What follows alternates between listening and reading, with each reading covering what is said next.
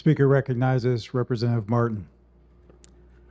Thank you, Mr. Speaker. It was with a heavy heart we honor my former colleague, Representative Tim Sneller. Tim was a man of remarkable dedication, a true public servant who spent decades advocating for the people of Genesee County. From his days working at GM while earning his degree at University of Michigan Flint, teaching at Burton schools, to serving as an aide to some of Michigan's most respected lawmakers, Tim always placed his community first.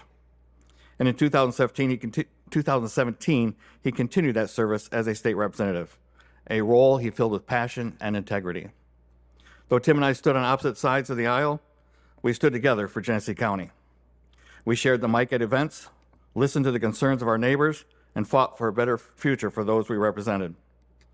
One moment that stays with me is standing together side by side on this floor for White Shirt Day, both of us wearing white in solidarity with our community's rich labor history. That's who Tim was, someone who never forgot where he came from or the people who helped build the state.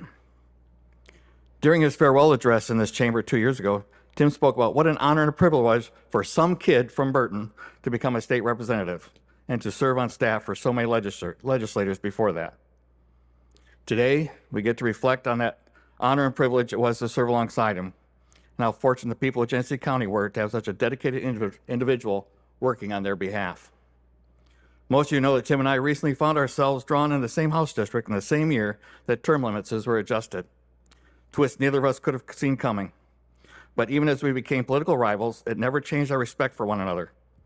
Tim's smile and warm greeting at Scotty's restaurant or across the street at Dancing Sandwiches and here in the halls of Lansing were constant reminders that while politics may divide us, service unites us.